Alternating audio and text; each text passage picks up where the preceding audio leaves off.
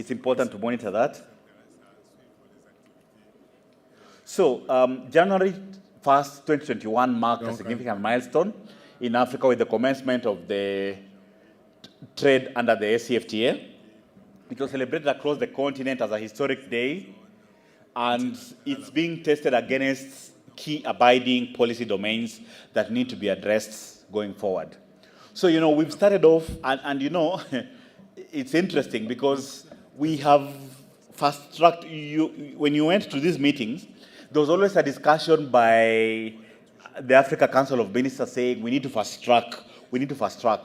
So they've not negotiated, but they're fast-tracking implementation. And it has its own legacy problems, as you're going to see. So let's look at the roadmap. If you look, there was a treaty that was signed, the Abuja Treaty of 1990. It is the one that basically put in place this roadmap of how we are going to be implementing the CFTA. So it talks about regional economic communities building bridges. So ECOWAS, East African Community, SADC as being the key building blocks towards an African economic community. Then from there you move to regional FTAs and customs union.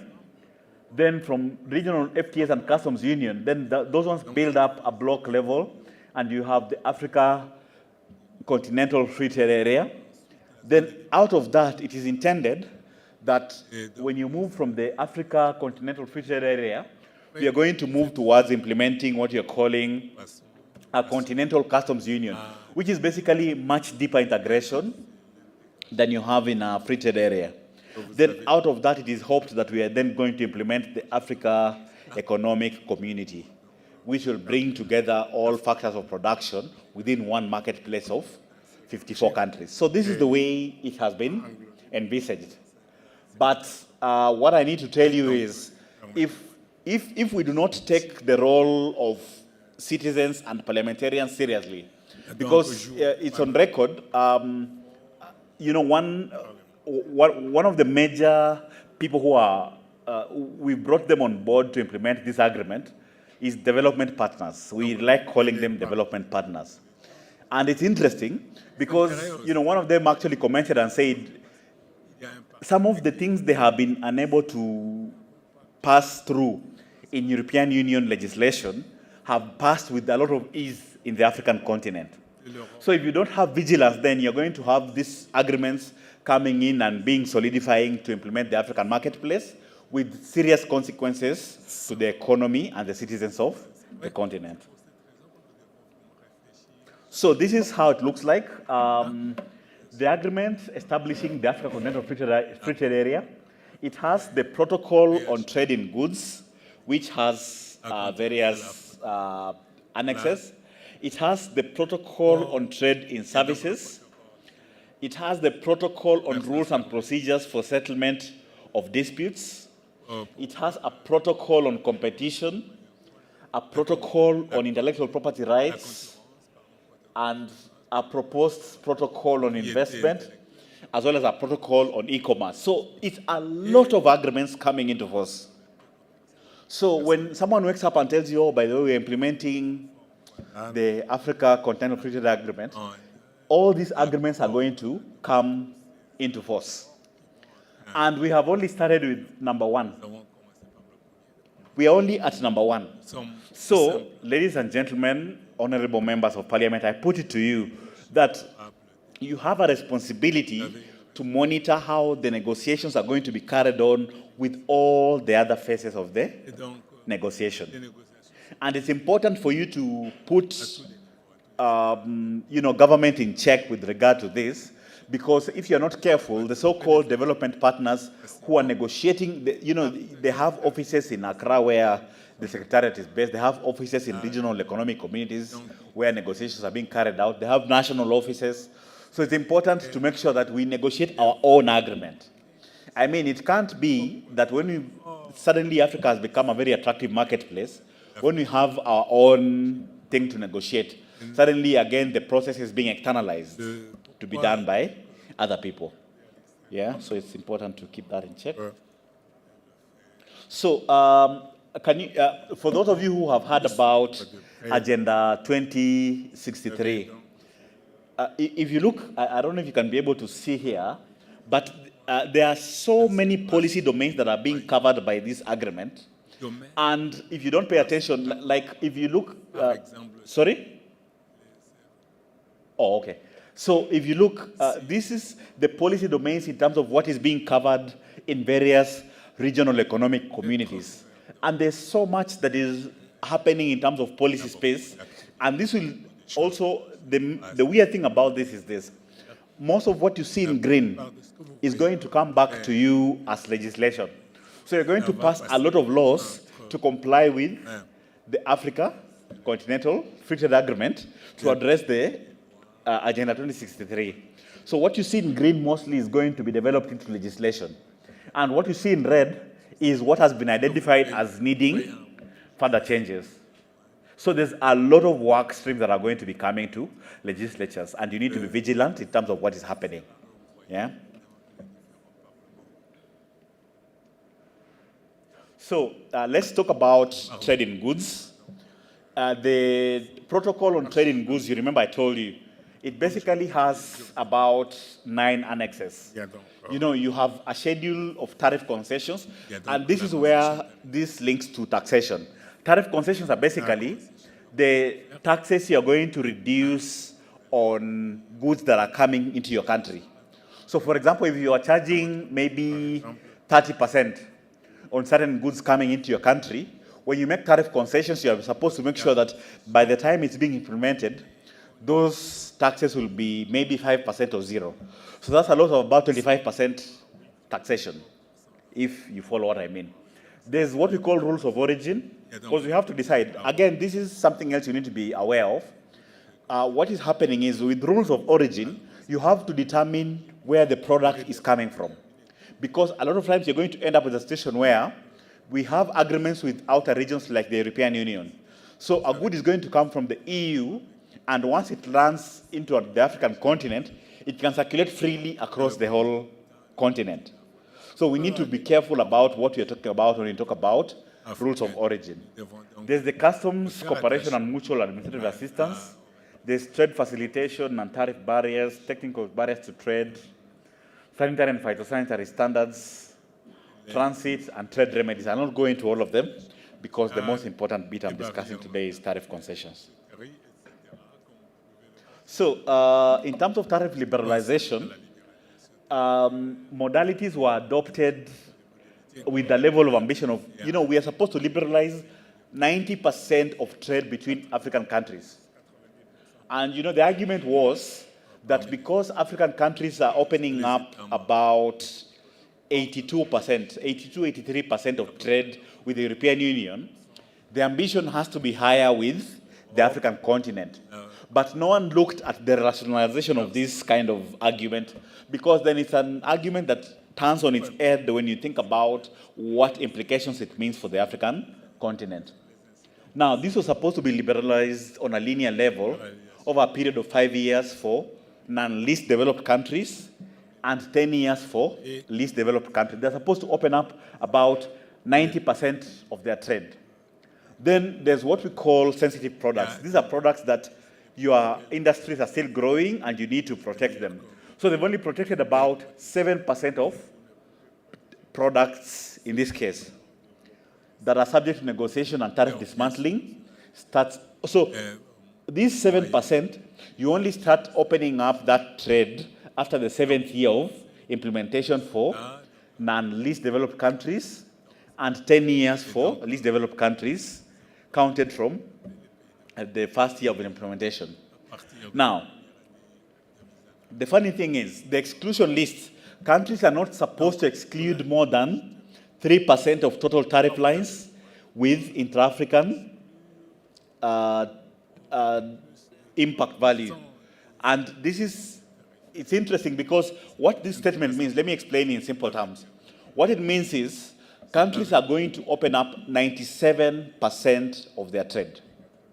Now, the challenge that we have is most of our companies that are locally owned are actually small and micro and medium enterprises.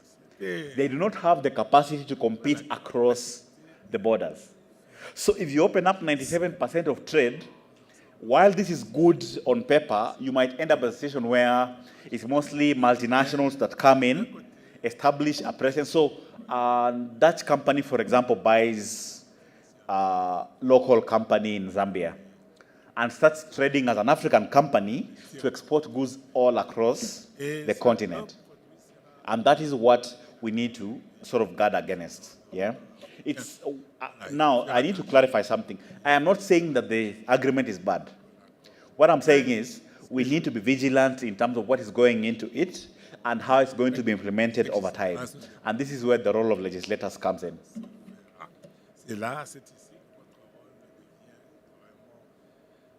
So this is a look. This is the Kenyan National Implementation Committee, and this is it's what is happening across the continent. So you have line ministries, departments, and agencies. You have private sector associations. In some countries, when you talk about private sector associations, like in the case of Kenya, for example, you talk about the large multinationals. They're the ones who control the private sector. So when they're actually segmented so that when you have private sector associations, you have the big boys who are multinationals, then you have the small and micro enterprises who do not have a voice on the table. So when you open up this trade, then the question then becomes, who are you really opening it up for? Is it a really local company, or are you now opening up trade to a different entity? Then there's what we call development partners. One of the biggest development partners who are pushing this agenda is GIZ is really pushing to have this agreement negotiated. And in fact, I think it's a German official who was saying they've never seen the kind of commitments that are being done here, because in Europe they cannot be done. Some of those commitments cannot be put on paper in Europe. So it's been further extensive. Now, so when you have development partners, GIZ is there. The European Union wants to negotiate an agreement with the African continent through the ACFTA. So they're negotiating with 54 African countries.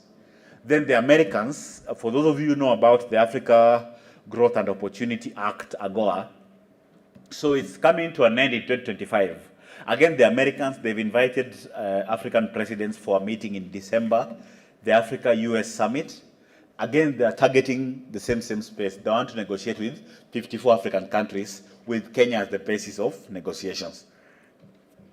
So you have academic and research institutions, you have non-governmental organizations, but I have to point out not all countries allow NGOs to negotiate. Then the question that we're now trying to ask here is, what is the role of parliamentarians? Yeah? Because the initial process that happened was the agreement is negotiated by the state agencies, line ministries. Then at the tail end of the process, they just bring it to the ministries, to Parliament, and say, we've negotiated this agreement, can you ratify? Should that be the way in which things are done? That you are brought an agreement that is complete, and you're told now ratify, without looking at the critical issues that go into it, the building blocks of the agreement. Yeah, that's the main question we're asking ourselves today. So, in terms of, this is the status, in terms of what is happening with negotiations. So, these countries at the first table have provisional schedules of tariff concessions. CEMAC, or the CEMAC countries, you have Algeria, you have DRC. Then at the bottom, they have provisional schedules of tariff, but they've not been adopted yet. And this is the challenge, that you're going to have about 3 groupings. Those who have given in their concessions, those who have not given in their concessions, then there are those who are waiting for other rules to be developed for them to be sure before they make a commitment. And that is where we need to be careful in terms of what commitments we are going to take into this. So let's look at some of the headlines that are making head there. So, people are saying GDP will grow by between 0.66% to 0.9%, and employment by 0.82% to 1.1%. That's a study that was done in 2018.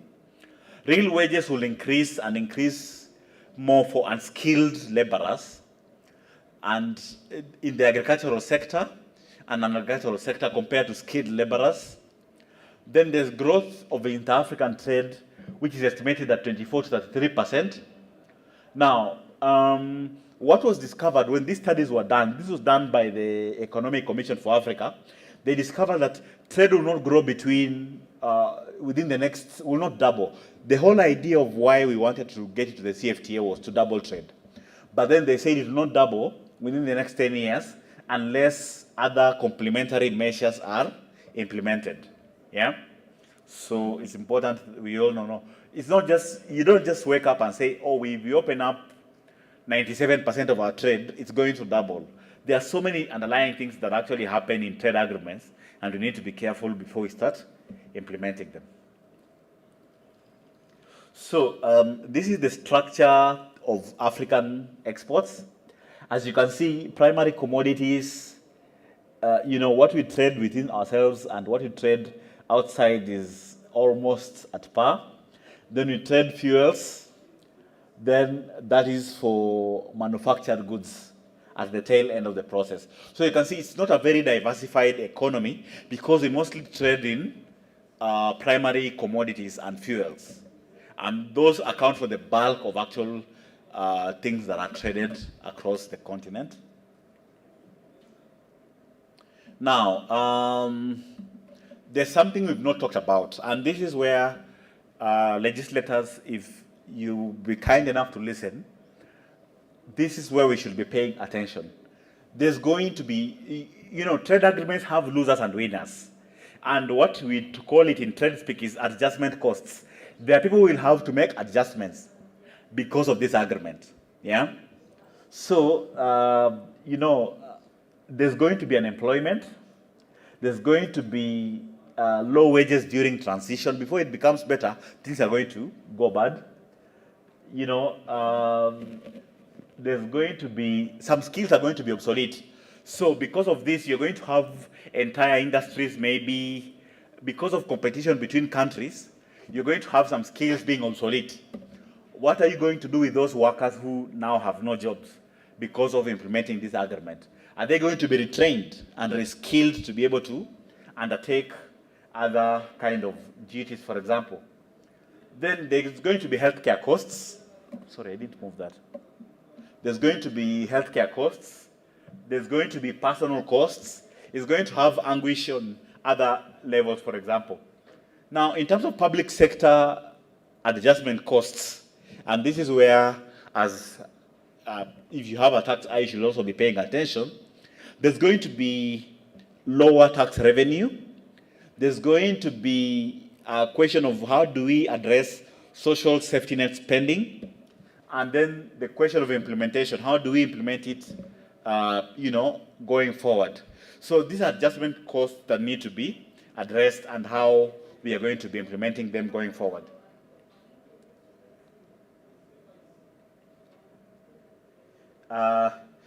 This is revenue losses. We've done a study on revenue losses for the East African community.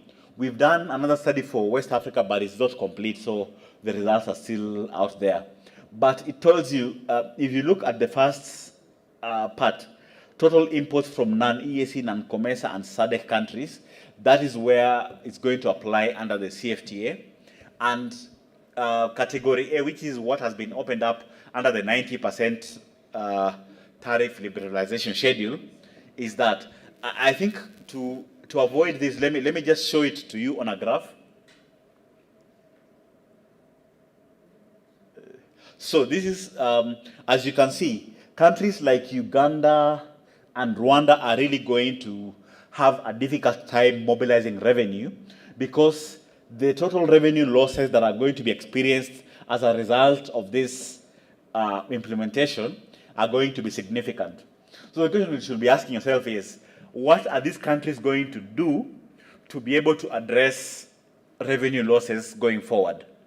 And if you look at West Africa, the initial picture that comes from West Africa is that countries like Nigeria, if you look at the country, the current schedule they have given, they may be able to lose a lot of revenue because of what they have done in terms of that. And that's why Nigeria sat back and said, you know what, let's take a step back and be able to revise our schedule. So that is what is to do with in terms of revenue implications, potential revenue losses. So let's now try to locate the role of parliamentarians. And I think I want to limit that to three very important processes. Ratification. You know, some countries just gave a blanket ratification and said the ACFTA has been ratified.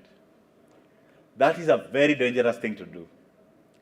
It's important that as the other protocols come in, you know, you remember I told you there are so many other protocols that are being negotiated, be it trade in services, be it intellectual property, be it competition. You need to be aware of what is going into those agreements. Yeah? You need to be aware of what is going into those agreements. Like they're now doing a protocol on investment. And the protocol on investment is going to have serious ramifications on domestic resource mobilization, especially the kind of investment that's going to be coming into the continent. So you need to, apart from that, you know, and some countries just, it depends. You know, you just wake up and say, the country has negotiated, then it's okay, we've passed it. But you need to talk about the ratification process. How does Parliament ratify agreements that have been arrived at by the executive? It's important to locate these roles so that you see every agreement, every protocol that will be coming in has to be ratified step by step and say, okay, we approve for this agreement to continue. Let's approve it and let's approve with reservations. This is the chance, because with Parliament, if you are ratifying the agreement, you can wake up and say, okay, we've approved 1, 2, 3, 4, but we have reservations about 5, 6, 7. That way, you stop some aspects of the agreement that are going to have a negative impact on the country, and you approve others that are going to have a positive impact on the country. Yeah? So that you don't just have a blanket approval, because like I told you, you also have external forces negotiating some of these agreements. So how do you balance that kind of situation? Now, the other important role for parliamentarians is oversight. How are trade adjustment costs being addressed? You know, people are going to lose jobs, revenues are going to reduce in the initial aspect. How are you going to adjust these aspects? And when your constituents come and tell you that because a factory based in another country is now exporting products into their country, now they've lost their jobs, how will you as a legislator wake up and say, okay, we need to either retrain them for this industry where we have competitiveness, or we need to adjust and support the private sector to be able to get into another sector? Because if you don't do that, then you're going, like I said, trade has winners and losers.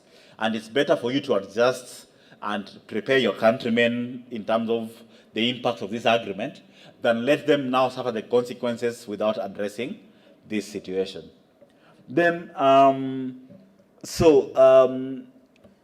trade adjustment costs being addressed? How can parliamentarians monitor the implementation of the ACFTA? So that, you know, aside from just ratifying, because the most other important thing that Parliament can do is, for example, say, you get updates in terms of how the agreement, how your country is performing in implementing the agreement over a periodic time. So that if things are not going well, you sit and adjust policy accordingly and address yourselves to those issues. Otherwise, then you'll just have a blanket approval and everything else goes as is required by, you know, what has been passed through. Then, who is driving the agenda? So if, I think Parliament provides the best backstopping facility to address the question of who is going to be driving this agenda. So that if you have other external parties that may be interested in this agreement, when the agreement comes to ratification, you sit down and say, okay, wait a minute, what content does this agreement have and how is it going to affect my country? and the private sector and the public sector, for example, so that you address these issues as you go on. And then development partners, whose interests are they addressing? I think I've said that enough. I cannot overemphasize that. It's important that Parliament addresses ratification, oversight, and most importantly, review. There needs to be a mechanism where after every period of time, because like I said, there are going to be losers and winners. After every period of time, you need to come back and say, hey, wait a minute, we've implemented for 5 years. Let's take stock. What has happened over 5 years? Can we review this agreement? What obligations have we put on our countrymen, and what can we be able to implement? What can we be able to take back and be able to address those issues? So I thank you, ladies and gentlemen. I think that marks the end of my presentation. Yes, thank you.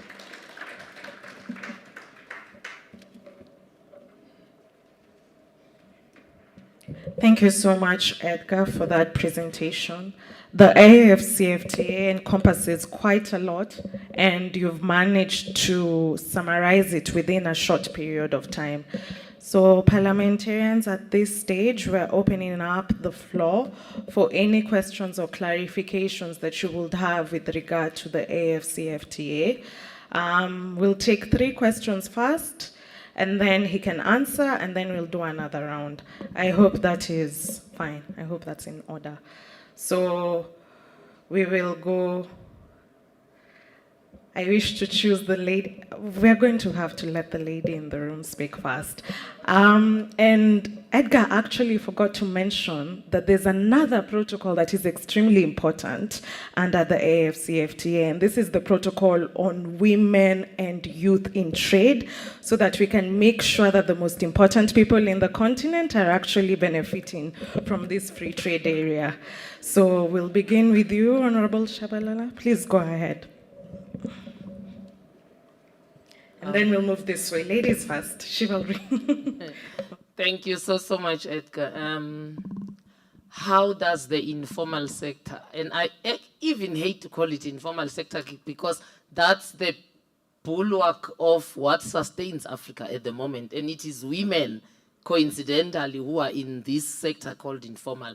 How does it feature into this? And 2, just very quickly, how's the interplay going to be? Because our economies are still divided into Lusophone, Francophone, and Commonwealth in terms of what they left as the arrangement. Thank you. Next question, please. Moving on to you. Afternoon. My name is Vuyo Zungula, MP from South Africa. I think I'll start by welcoming and encouraging the role of MPs in terms of ratifying AFTA, because once it's law, then we can provide oversight, we can ensure there's implementation.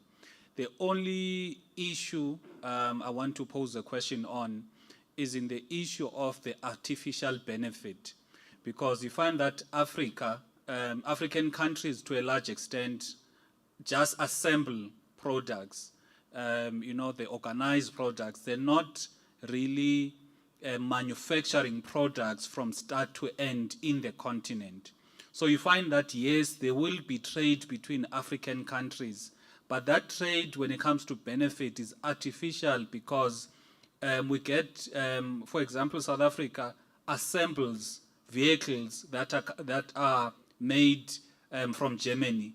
So that would create an impression that indeed there is trade, however, on the surface. But if you delve deeper into the detail, it's artificial because we are just, we're not really manufacturing. So I wanted to ask a question regarding that part of how can we utilize AFTA to make sure that, number one, we have real benefit. Number two, we become what Thomas Sankara said when he said we need to eat what we produce.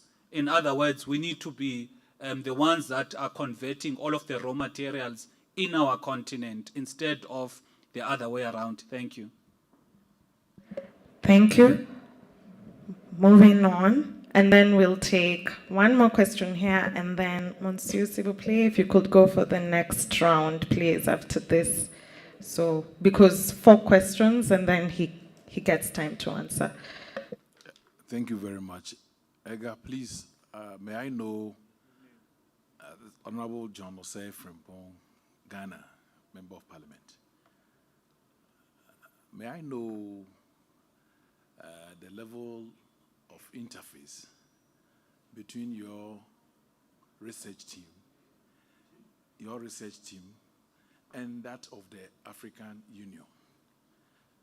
I'm asking this because we want to know whether you've had the chance to advise our leadership at that level to be conscious of whatever they append their signatures to. Because as parliamentarians sitting here, as you rightly said, we only ratify the agreement when they come to us. At times, they may even implement it for some time until there's a hitch somewhere that they realize that we haven't gone to Parliament for ratification. And for that matter, we are causing or we are just infringing on the laws or the Constitution. So have you had any such opportunity to advise our leaders? Thank you very much.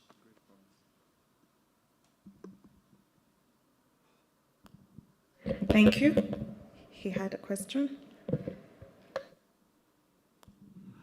Thank you very much. I'm glad the doctor raised the issue of the informal sector because that was raised in the South African Parliament when a progress report was given. There was a strong support that we need a report or we need some support for the informal sector, the small business sector, and also those who do roadside trade. So thank you, Doctor, for raising that because it has actually in the last week or two been raised in our own parliament. And we are not going to support or give as much support to all of this if the small business sector in South Africa and the rest of Africa is not accommodated. We will vote against it. So the other thing is I want to lobby. We want to lobby. We've heard that the tariff liberalization will cause a lot of hardship. So there needs to be what we call ideological training. People need all over Africa, for example, One Africa.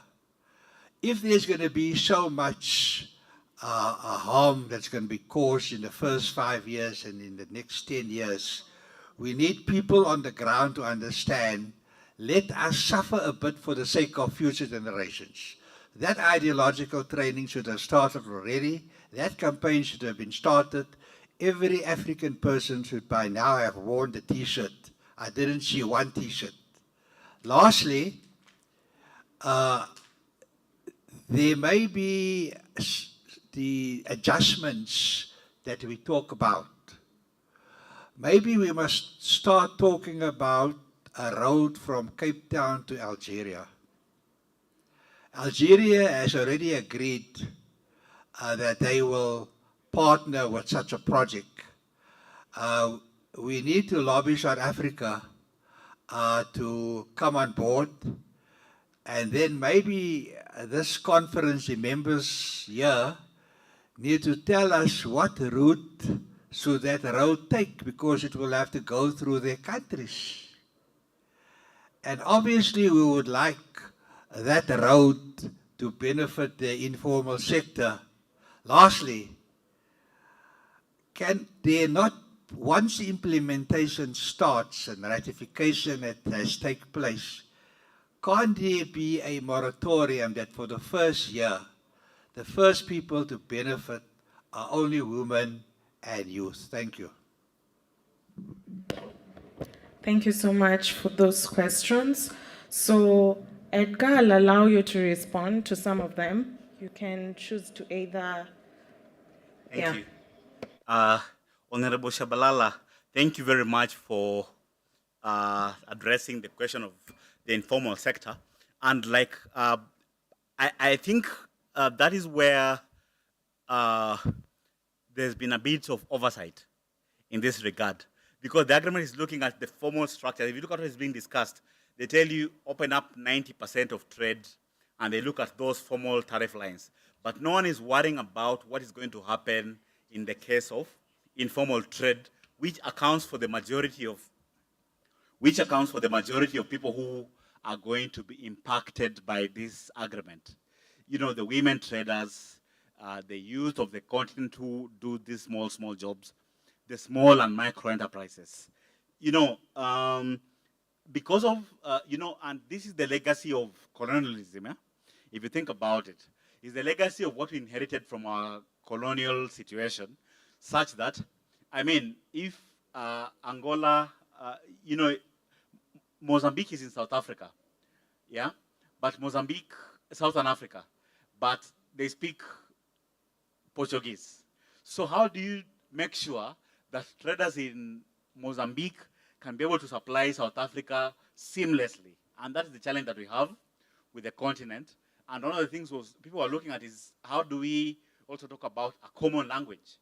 For example, how do we make a language like Kiswahili appreciated across the board so that then you have this seamless trade? Because when traders talk, having to talk about how to translate that into something else is also a bit of a challenge.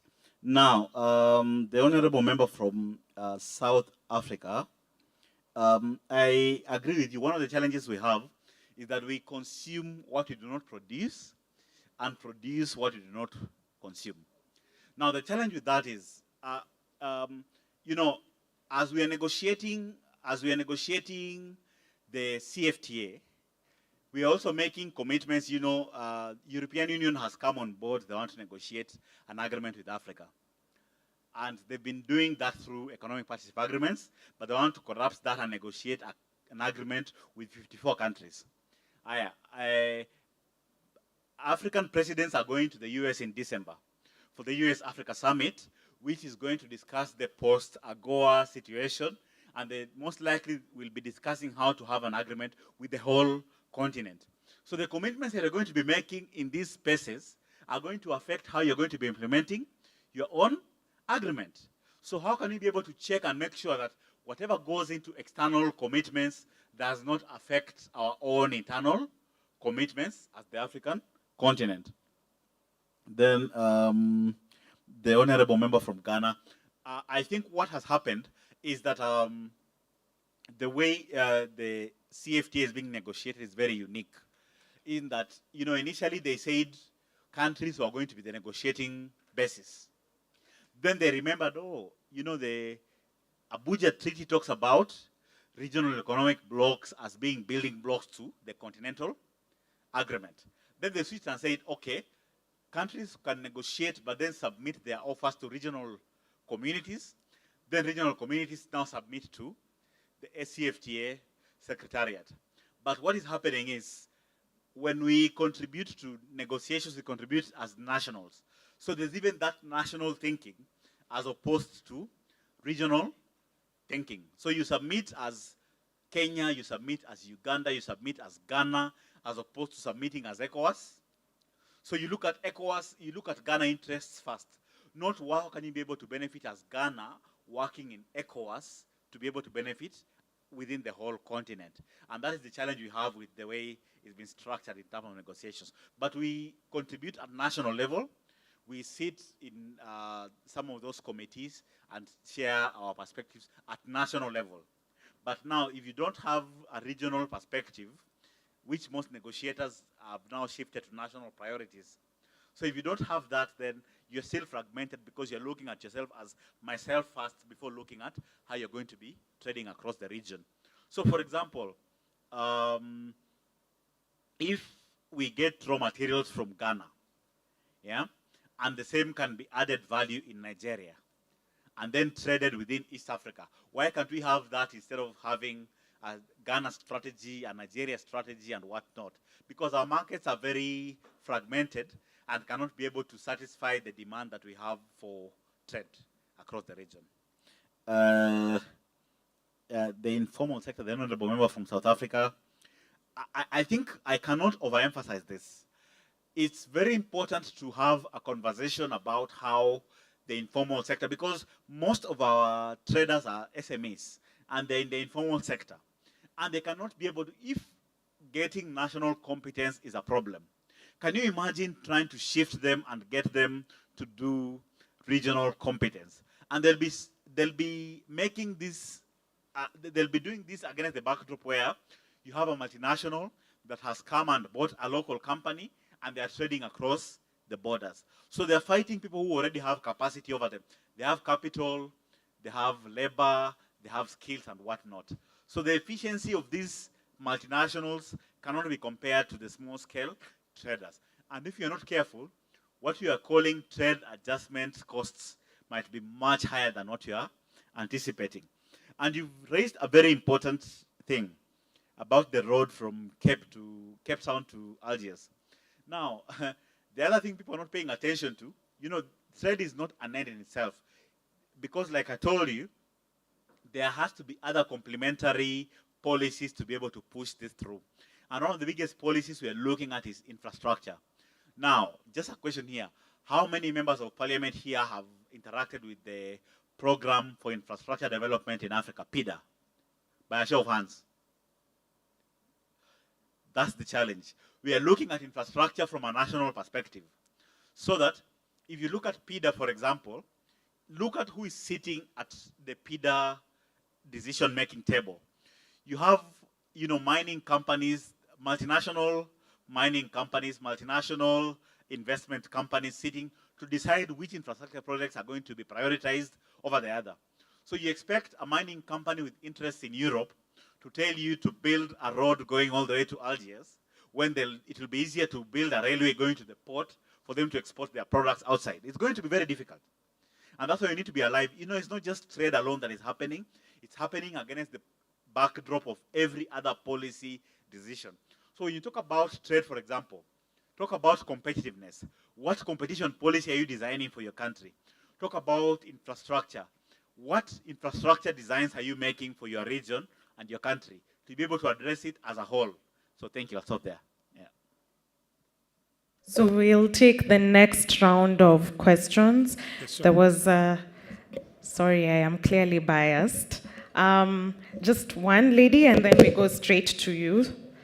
And then lastly, sorry, ladies first. Mesdames d'abord. Ensuite, je vais revenir ici.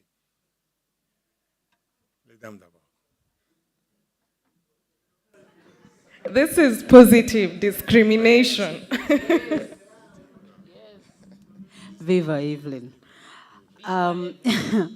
Thank you very much for the presentation. I think you have brought out quite a few, quite a lot of the fundamental issues that we needed to think through. Mine is very brief. My name is Nancy Abisai, formerly of East Africa Legislative Assembly.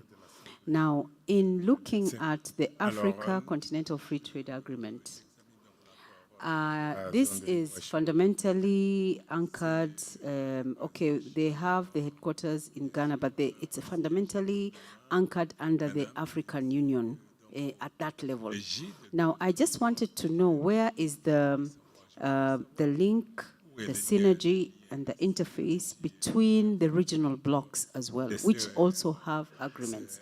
For example, when you're talking about issues of rules of origin, trade facilitation, tariff barriers, there's already protocols and agreements within the regional blocks, especially the 4 regional blocks within the African continent. Now, they already have those agreements. Some of them are operational. Some of them are struggling with operationalization and implementation. Now, how do we create, or where is the point of connect between those regional blocks, the agreements between those regional blocks, which are already in place, and especially on those particular areas that you've talked about, rules of origin, facilitation, and trade barriers, and the laws that have already been passed within those economic blocks, and now the bigger picture of the African continental free trade I just thought that it's important for us to tease that out, because if you can help us, so that some of us who come now from that background where we have been concentrating on the regional blocks, then see how to expand the thinking beyond just the regional blocks and the interest at the regional level. Thank you. Thank you. To add to that, the role of regional parliaments. So we'll move on to the gentleman here. I apologize for the delay.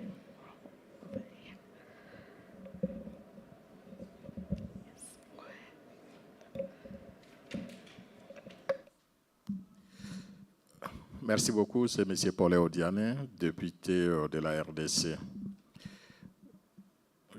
Ma première préoccupation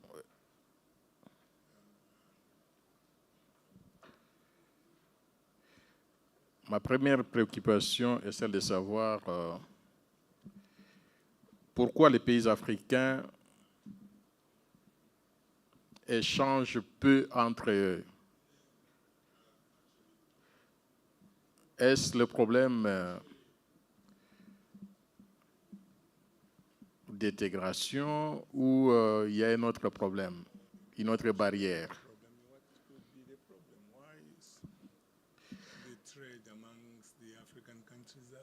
Est-ce à l'état actuel, as it is now, où certains pays africains some of the African countries, se donnent le luxe de the African countries soutenir les groupes rebelles de gauche à droite, support rebel groups? pouvons-nous vraiment Can we atteindre l'objectif reach our objectives, pour lequel the objectives for which we, the objectives that our leaders, African leaders, actually set, especially that they want to create a zone of a free trade zone, taking into account the African infrastructure that we have? Is it possible? Are we able to come out? Are we able to come out the way we ought to?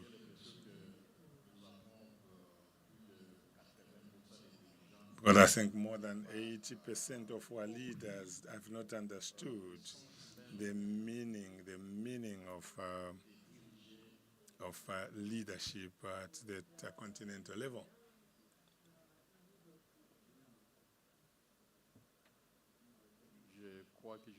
I think that you can allow me to stop there. Thank you. I didn't want to go too far, so I don't want Madam to get annoyed with me, the moderator to get annoyed, so let me stop here.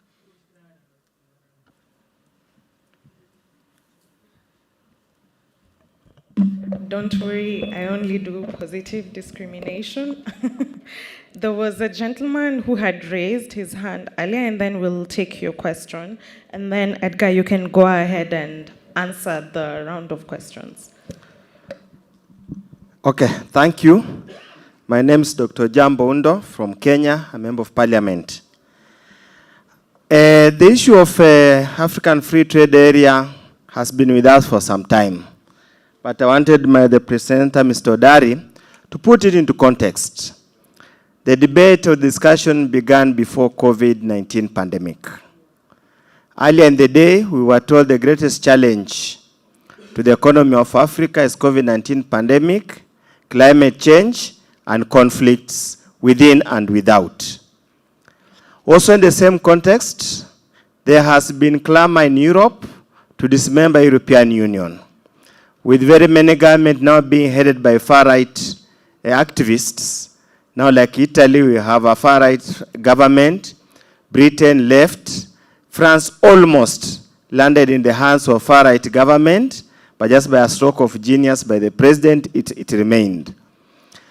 Is really a continental-wide trade agreement still feasible? What can we do to ring-fence it from collapse? Because we have had so many of such initiatives that have either collapsed or simply ended up being some of the study material of all the literature for research purposes. Or is it a case just our leaders, the aging octogenarians, are taking this hyperbolic statements to assuage the growing dissentiment in their backyards. Thank you. Thank you very much. The honorable member over there.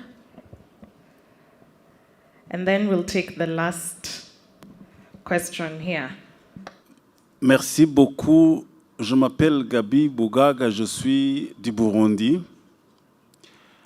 Comme nous sommes en train d'échanger sur le libre-échange entre nos États, je voudrais réagir par rapport à l'honorable voisin de la RDC.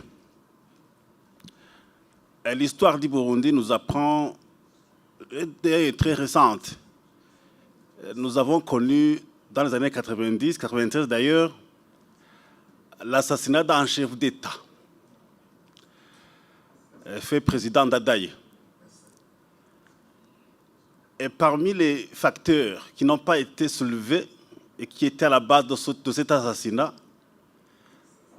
c'est d'avoir levé cet libre-échange, parce que cet libre-échange, ça permettait surtout à ceux qui pratiquaient le vol de minéraux dans un pays voisin, la RDC d'ailleurs, est passé par Bujumbura pour se retrouver à Bruxelles.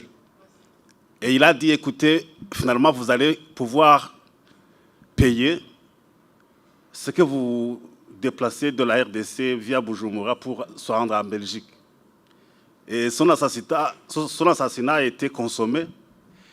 Et c'est parmi les procès qui n'ont jamais été poursuivis d'une manière, je vous dirais, juridiquement bien orientée parce que ce qui était derrière cela, vous le connaissez tous. Alors, si on ne facilite pas la libre-échange entre nos pays, nos États, c'est que parmi nos États, il y a des gens qui sont pour et ceux qui sont contre. Et ceux qui sont contre travaillent sous la même mise de ceux-là qui voudraient nous maintenir toujours dans cet ostracisme, dans cette oppression, dans ce mépris, pour que nous ne puissions pas donc évoluer économiquement.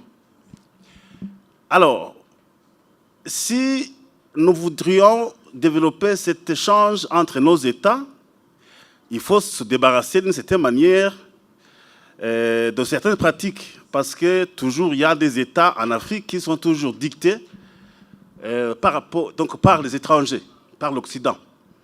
Vous vous retrouvez dans un conseil de ministres ou dans un parlement, il y a un téléphone qui vient de l'Élysée qui va vous dire, écoutez, ce que vous êtes en train d'analyser là-bas, il faut stopper. Et donc, il faut une indépendance sur tout ça, et comme cela, ça pourra bien marcher. Je ne fais que m'arrêter là-bas. Merci.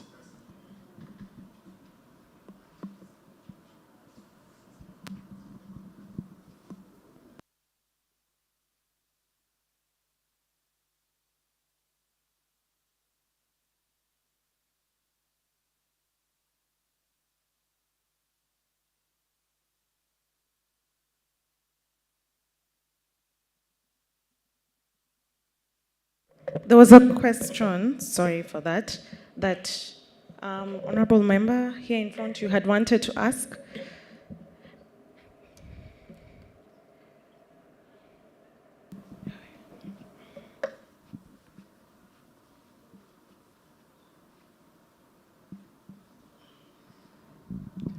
Thank you very much. I'm Alex Major from Malawi.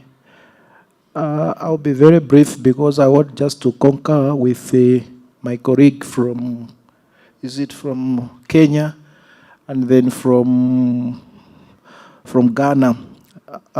This free trade area that we are discussing about here, as he said, started some few years ago.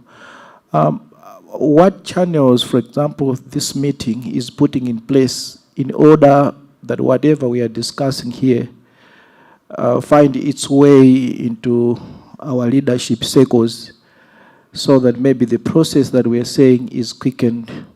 But also, I want to find out, as this forum, what is it that presenters are suggesting in order that can be incorporated in the legal framework in order to protect, as you've said, our local manufacturers and the local trade people in the continent.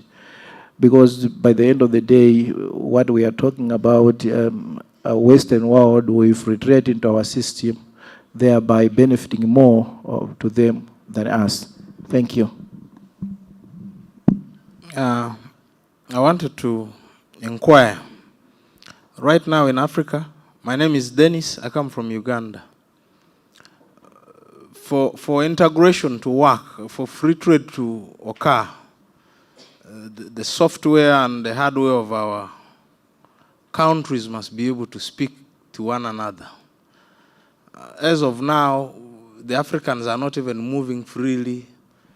As of now, our telecommunications networks are to the effect that the MTN in South Africa is different from the one in Uganda, which increases the cost of doing business.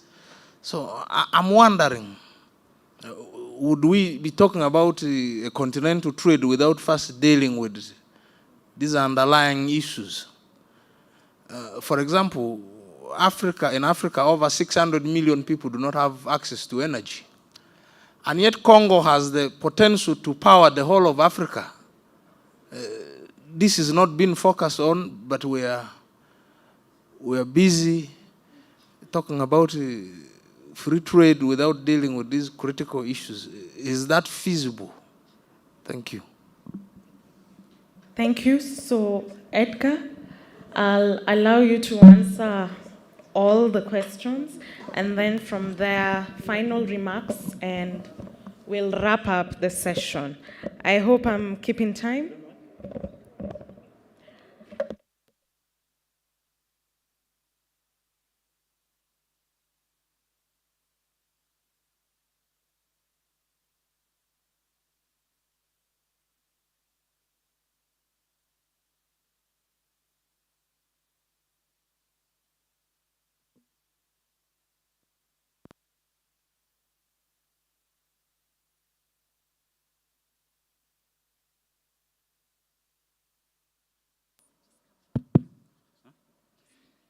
Okay. Fine. Honorable Nancy Abisai from Kenya. I think we cannot emphasize this enough. The mistake that was done initially when we were negotiating the CFTA was to talk about, Kenya will submit its position, Uganda its position, Tanzania its position. So midway through that, people said, but you guys, if you said that regional economic blocks are the building blocks towards continental integration, why are you doing this? That's when they realized and said, okay, let's shift. So even in terms of strategy, they started with the tail end. There's a way we do things here. I keep telling people, we have a problem as Africans. Let me give this anecdote. There's a man who he wants the perfect answer to 1 + 1. So he goes to a mathematician and says, what is 1 + 1? The mathematician says, before I tell you what 1 + 1 is, you need to tell me, is it base 0, base 10, or base 2? So he says, no, I'll leave you alone. You don't know what you're talking about. He goes to a philosopher and asks him, what is 1 + 1? The philosopher says, before I answer you what 1 + 1 is, we have to first of all understand the concept of oneness. What is in this one that's why we call it one? So he leaves him alone and goes to a lawyer. The lawyer says, what do you want us to make it? Yeah? So the challenge that we have is that we work from a legal standpoint. A negotiator goes into a room and says, you need to come out with a legal agreement. And the only question is, what do you want us to make it? And it's a problem because then in the tail end, you end up in a situation where you're looking to finish the job without looking at what goes into the building blocks. So suffice is to say that most of these protocols and regional blocks have now started negotiating as a block. So like Kenya now is not submitting to AU. Kenya is submitting to the EAC position, and then the EAC has submitted the East African Community harmonized position before it goes to the AU. That has happened, so it's been addressed. At the moment, this is what is happening. And it's helpful because then it helps to address some of the attrition that we are facing. Now, there's a role for regional parliaments, although that role has been diminished. If you look at what is happening in the East African Legislative Assembly, if we are talking about a regional assembly and we are not giving it the required authority to be able to transact its business, I mean, we even have the African Parliament, yeah, Pan-African Parliament. To what level does the Pan-African Parliament contribute to the ideas of the free trade continental agreement? You know, that's a problem because then if you don't have that thinking, the reason is we've had a lot of, there's so much nationalism that people are not thinking, you're not looking at Africa as one single marketplace you can benefit from us. We're looking at how can Kenya, how can South Africa, how can Egypt benefit, without looking at how can we be able to benefit as a continent. That's a problem. Honorable member from DRC.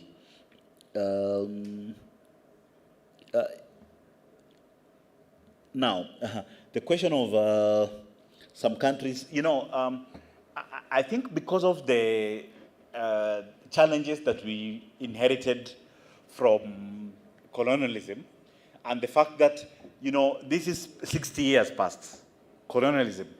We are still talking about the same problems we were talking about in the 60s. We've not been able to move beyond, you know, conflicts between countries. And this conflict, most of the time, fomented through outside forces and whatnot. It becomes a problem because you're not able to govern and find your way to be able to move forward objectively. Now, I agree with you that I don't think people have internalized the significance of the continental free trade agreement. Most leaders just look at it as, you know, let's help the private sector. It's a very big game changer, and that's why you have all these other external forces coming to talk about negotiating with Africa as a continent. So once we internalize that, we'll be able to make progress in terms of the kind of thing we want to do. Infrastructure, I think I've spoken about infrastructure, you know, the kind of infrastructure we're building. Why should we have a pipeline taking crude oil to the coast when we get refined oil from the coast to take all the way to the hinterland? So if you ask me, for example, if I was Uganda, I would be thinking about how to create a pipeline that goes all the way to Central African Republic to transport not crude oil, but finished product. Because why would you explain, what is the justification for you to have oil coming all the way from the coast to go all the way to Central African Republic to be able to fuel the economy there, when you can have oil from Uganda going all the way? So the Ugandan pipeline, for example, is going to the Tanzanian coast to transport crude oil. So you are again taking what you produce and you don't consume, and you consume what you've not produced because the final product is going to come from outside. So that warped thinking is what we need to change as a continent. The honorable member from Kenya, how do we prevent collapse? I think we'll have to work very hard to change, and I think the honorable member here was talking about it. How do we make citizens own the process? How do we make them understand that this process is meant for the good of the continent so that they can even start taking up those opportunities and be able to say, these are the interim costs, but in the long run, our children and children's children are going to benefit from it. So we need to take ownership. You know, let it not, and this unfortunately, again, if you look at the way it's been structured, it goes to the way the regional economic communities have been structured. We have not internalized the fact that these economic communities are actually owned as a collective. Yeah. So because of that, you know, we have a process where it is negotiators, it is leaders who meet in a hotel room and say, okay, we've decided this is going to be the way forward for ECOWAS. What about the person in Senegal who wants to trade in Nigeria? How can you make them own that process with their limited Anglophone skills to be able to see that this is a market I can be able to tap into? So that's what we need to start addressing ourselves to. The honorable member from Burundi. And I think, the previous session was discussing the extractive sector. And I think this is, DRC has, the Democratic Republic of Congo has faced the brunt of this whole discussion in terms of, minerals plunder. So we don't look at resources as things that can be able to make us grow our own economies. We're always looking to export and make the quick buck. So, the person who's taking cotton out of DRC, for example, assuming we were to produce those microchips, there's a big shortage of microchips across the globe. But most of the surplus value that comes out of the cotton is accumulated out of the continent. So when you talk about plunder of DRC through Burundi, for example, how can you be able to bring all these people together to start addressing themselves as comrades to be able to take advantage of these resources instead of saying, so for example, instead of, let's say, exporting minerals through Burundi from Congo, why not set up a cheap processing factory in Burundi, for example?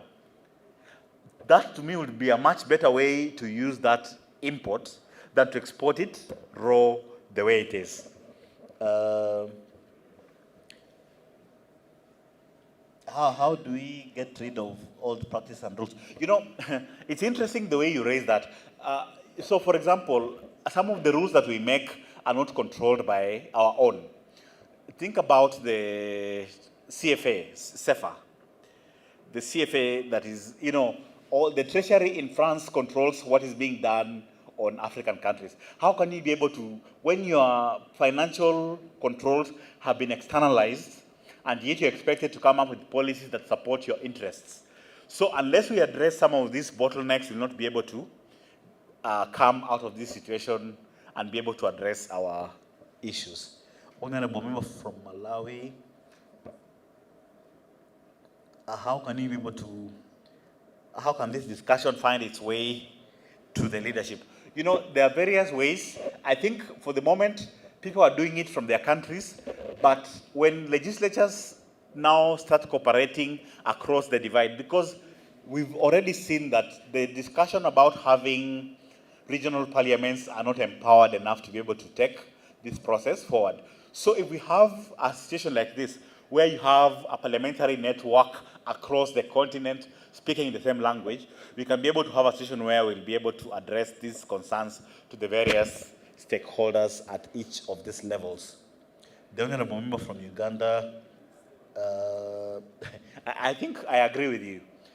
We've not been able to address, so at some point X during these discussions, there was a very prominent launch of the African passport. And then they said the African passport was going to be used by senior officials to begin with. But those senior officials are not trading. If you want to start trading, why don't you empower citizens? So for example, all of us here have come under various passports. Some of us have had challenges, moving across the divide. Why can't we have a situation where we are implementing free movement of persons to be able to trade across the divide? So when a European businessman comes and buys a company in Uganda, because of their passport, they can travel across the East African community easily and be able to trade. If they have a company in Uganda, for example, they can start exporting to the other countries, and they have facilitation to be able to take themselves across the divide to cut those deals. What about the local citizens and the SMEs, for example, that we are discussing about? How can they be able to take their goods across the continent? And this ties to the question of, we have not integrated as a continent. Think about it this way. SADC is one customs union, and you have questions about, in South Africa, about why are so many Zimbabweans in South Africa? Then someone will come and tell you, why are so many Tanzanians coming to other SADC countries? Why are so many Nigerians in these other countries? We've not internalized the whole place of us being an African citizenry. We are opening up a market to foreigners then in that case. Because if you're opening up a marketplace and we've not thought of ourselves as continental traders, then the question then becomes, then who are we opening the market for? If you cannot be able to admit these citizens, and we are talking to them and looking at them, think about the xenophobia that is happening. If you've not looked at that fellow African compatriot as someone who has come in to earn a genuine living, at what point are you then going to welcome them to be able to do trade freely? Yet it's very easy for a foreigner to come in and do that trade. So why are we opening the market in the first place? Yeah, that's a question to ponder. I think I've addressed those questions. I'll pause there. Yeah. Yes. Yes. I think to be able to close my closing remarks will be to say, it's important for us to be able to sit as citizens and start addressing some of the issues I have raised. Issues like infrastructure, for example. How does infrastructure feed onto trade barriers being lifted? So that you don't have goods, but no road to take them to their destination. It's going to be a foolhardy experience in terms of what are we even trading across the continent. So thank you very much, and I'll end there. Thank you.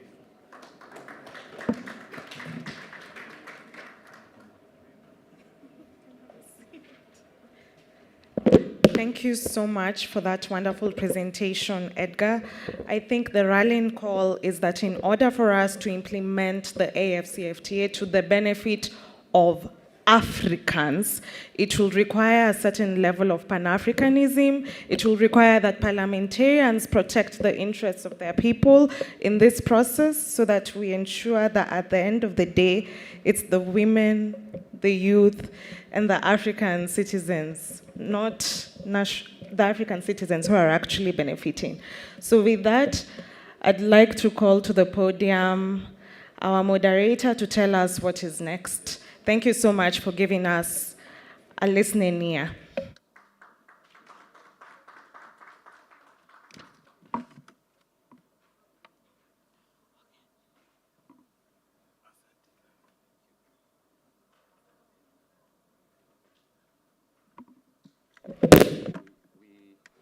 We have such brilliant people in this continent, so we are so happy.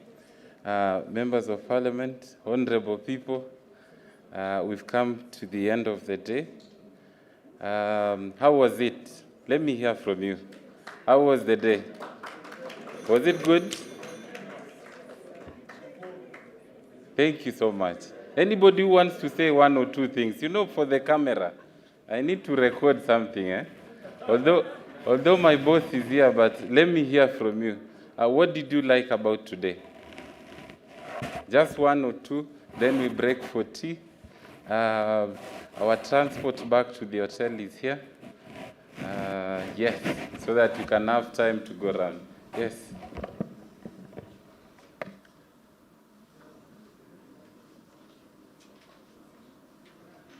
Can you hear me? Yes, I can. Thank you very much. For me, it was an eye-opener.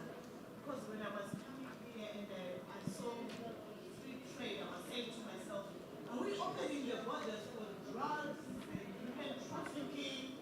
I was not quite sure, but now I'm open-minded. Wow. Thank you so much. That is fantastic.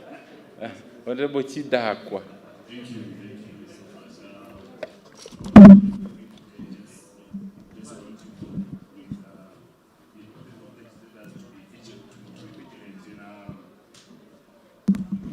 Yeah, it's the importance of legislators to be vigilant in negotiating contracts. When negotiating contracts, they need to be vigilant. You need to open your eyes and make sure that it benefits your country.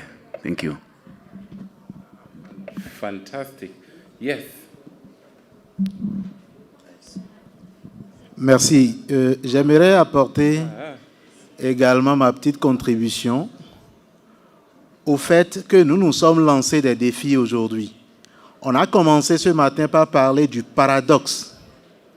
Le paradoxe qui fait que l'Afrique regorge de ressources. Et on a pris l'exemple de la Zambie, qui est le 13e pays le plus ressourcé au monde en termes de ressources minières, de ressources naturelles, mais qui fait partie, paradoxalement, des pays les plus pauvres. Et nous finissons la journée en nous lançant ce défi-là, comme quoi l'Afrique doit être vue comme un continent avec ses propres citoyens. Et du coup, une contribution, une convergence des efforts que nous faisons, en ouvrant les frontières, mais en prenant les dispositions pour que tout ce que nous faisons soit bien contrôlé, soit bien suivi et que les dividendes arrivent à couvrir effectivement ce que nous faisons. Nous avons parlé également de renforcer nos propres capacités sur presque tous les plans. Nous avons ce qu'il nous faut, l'intelligence qu'il faut, les ressources qu'il faut.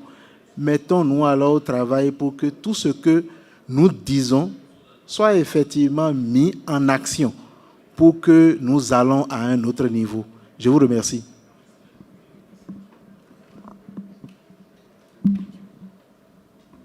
Fantastic. How do you say clap in your language? Apolize? Okay, piga maboko. Maboko is is Congolese. Any last? Do we have a Portuguese speaker? We would like to hear some Portuguese. Yes, please.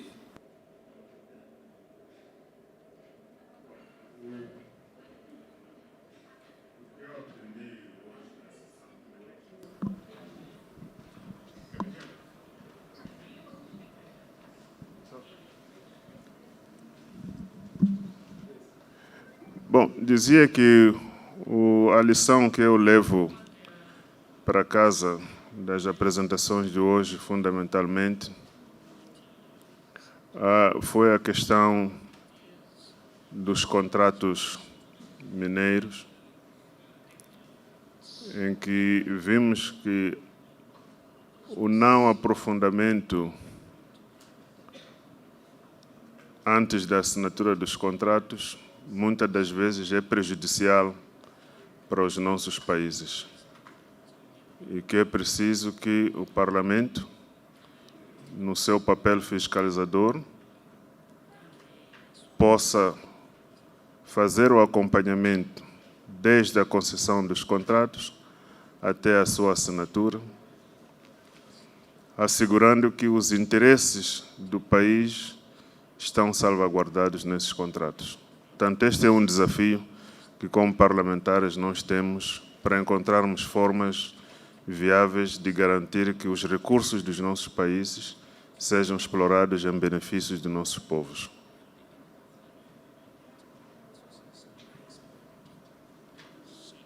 Obrigado. Obrigado, obrigado. I want us to clap for the interpreters. The guy. I thought that was a song, eh? I thank you. That was nice. Thank you so much. We have brilliant people everywhere. Our interpreters are doing good. Thank you, media team. Do we like this? Yes, I know you like, but you don't want to say. So I want to remind us that we are actually trending in Zambia today. We've been trending and we are getting coverage thanks to the conversations here. And we want to continue these conversations even further. So this is the plan, honorable members, that today it was immersion for us to understand generally the issues, to connect with our passions, and then tomorrow we will be looking and listening to each other on the way forward, on how we are going to organize ourselves even better. In terms of, we will hear some success stories from national caucuses. For example, Honorable Lee, the great work they are doing in Uganda. We will hear the great work from South Sudan. I encourage you, please ensure that you get here very early. The stories from South Sudan, although it is heart-wrenching, but it's also something that we can all learn from and we can try and support them. So, how do we do this? Okay. So, okay. Where is Honorable Sarah?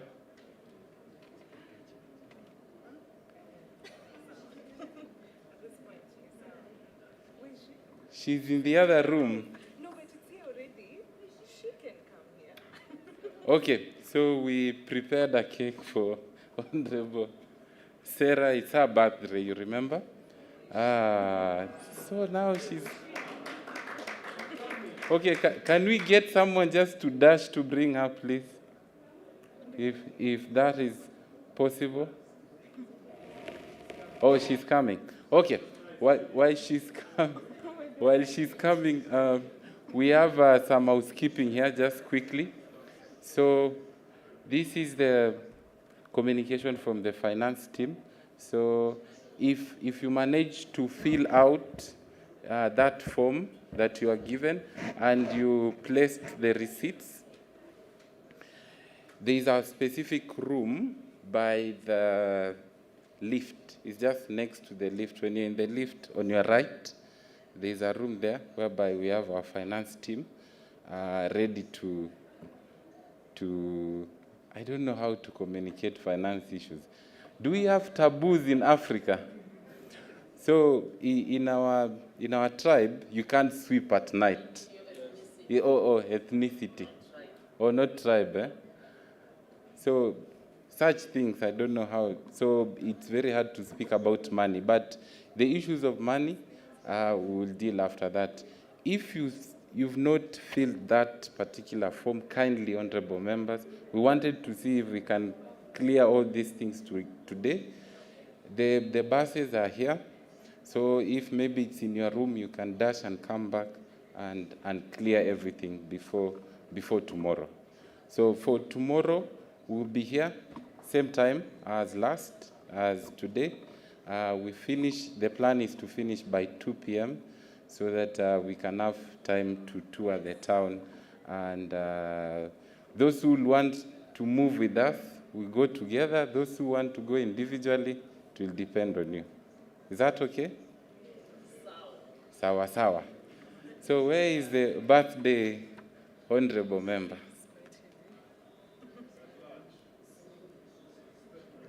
Can we prep, Chair, can we prep the song so that as she comes? We don't need to prep, I'll just start singing. Okay, okay.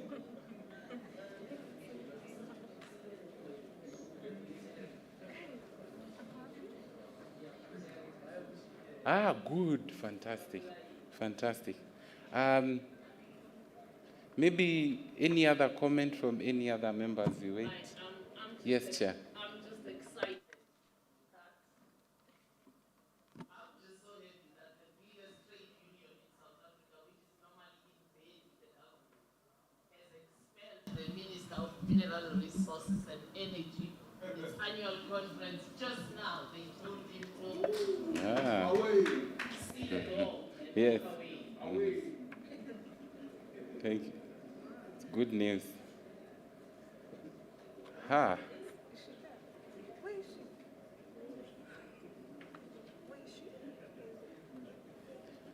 We have to do with this. We have to do away with this thing called load shedding. We need power in Africa.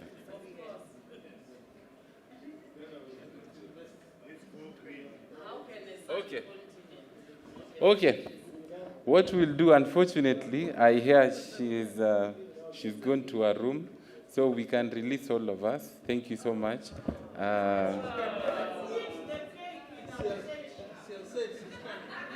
Oh, she said she's coming. Okay, because you have to taste this cake, huh? Why do you think we are here?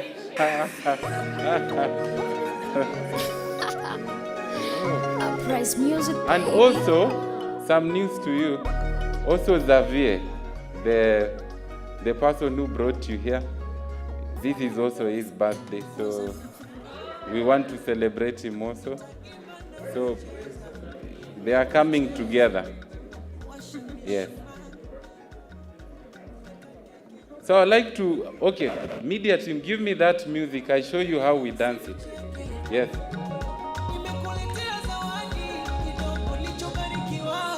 Okay.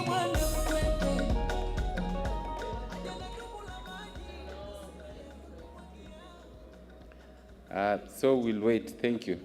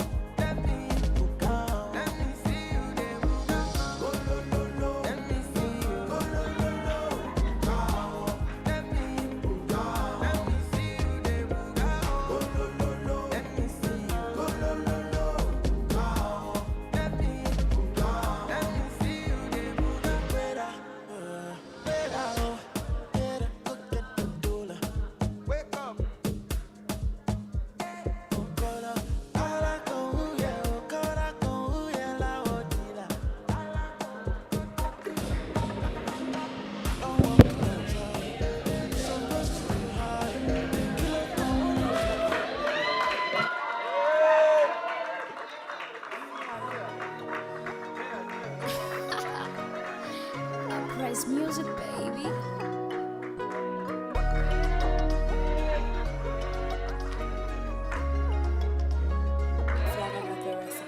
Kwanza na furaha nitaimba na kucheza washa mishumaa kule ukule kule. Now in another language called Sutu, very easy also. Uhule hule, uhule hule, uhule hule, uhule hule. Yip yip, yip yip. Happy birthday to you. Happy birthday to you. Happy birthday to you, Sarah. Happy birthday to you. Who is your boyfriend?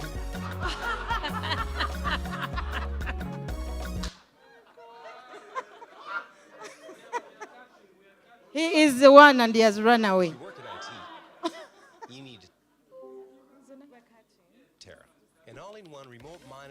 Thank you very much. This is the very first birthday that I celebrate in my life. I have never celebrated. Yes. So this is Viva Viva.